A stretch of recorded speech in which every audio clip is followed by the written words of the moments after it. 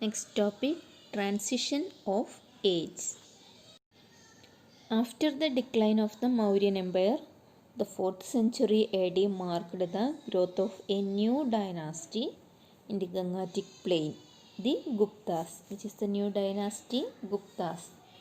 Chandragupta I, Samudragupta and Chandragupta II were the important rulers of the Gupta dynasty. Important rulers Chandragupta I, Samudragupta and Chandragupta II were the important rulers of the Gupta dynasty. By the end of the Gupta period, there was a remarkable decline in trade with distant land. More people engaged in agriculture. The kings used to offer large shares of land as gift to priests and places of worship.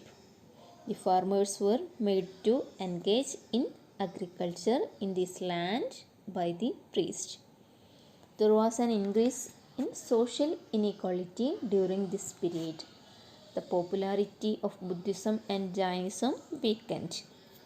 By the end of the Gupta period, there was a remarkable decline in trade with distant land. The blooming of wisdom. Many works were written in Sanskrit during the Gupta period. Kalidasa was the important literary figure of the period. Kalidasa was the important literary figure of the period. Abhignana Shakuntalam, Megha Sandesham and Kumara Sambhavam are his great work.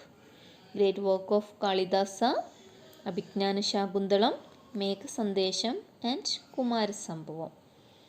And what is Navaratna? A group of 9 scholars. Navaratna means a group of 9 scholars who lived in the court of Chandragupta II is known as Navaratna. They were Kalidasa, Gadagarpaka, Kshabanaka, Vararuchi, Varahamihira, Vedalbhatta, Davandari, Amarasimha and Sangu. Have you noticed the iron pillar in the picture? This pillar constructed during the period of Chandragupta II. The iron pillar constructed during the period of Chandragupta II is presently situated at Muhroli in Delhi. Aren't you amazed at the survival of this iron pillar still remaining rust resistant even after centuries of snow, rain and sun? This iron pillar is the upstream of the smelting process of iron in the Gupta period. Varahamihira, Brahmagupta, Bhaskaracharya and Aryabhatta gave valuable contribution to the field of science in the Gupta period. Varahamihira, Brahmagupta, Bhaskaracharya and Aryabhatta. Varahamihira and Brahmagupta made remarkable contribution to astronomy, Bhaskaracharya to mathematics and Aryabhatta to both astronomy and mathematics. Varahamihira, Brahmagupta, Bhaskaracharya and Aryabhatta gave valuable contribution to the field of science in the Gupta period. Varahamihira and Brahmagupta made remarkable contribution to astronomy, Bhaskaracharya to mathematics and Aryabhatta to both astronomy and mathematics. Bhaskaracharya to mathematics, Aryabhatta to both astronomy and mathematics.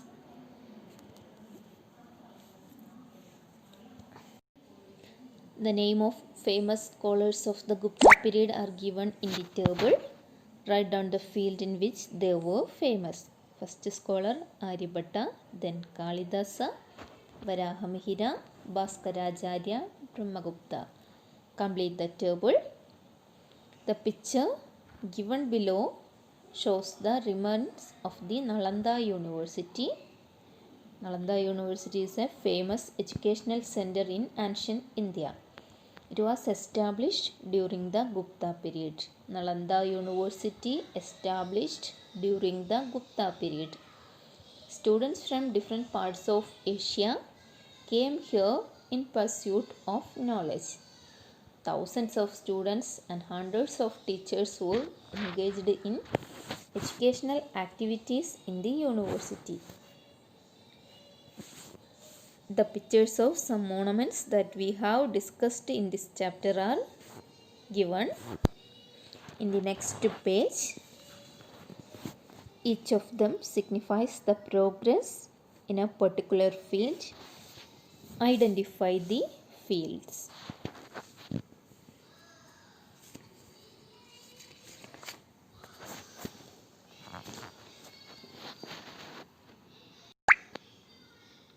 Complete the table.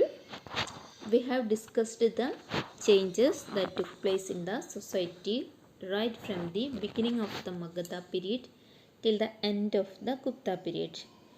Let us find out the important ones among them. Extensive farming led to increased agricultural production. Agriculture and related occupations created new knowledge. The ideologies that came up against social inequalities influenced the society and the rulers. The rulers promoted the changes in the field of science, art, and literature. Extensive farming led to increased agricultural production. Agriculture and related occupation created new knowledge. The ideologies that came up against social inequalities influenced the society and the rulers. The rulers promoted the changes in the field of science, art, and literature. And just take the summary of this chapter. Settled life and spread of agriculture led to the emergence of Mahajanapadas.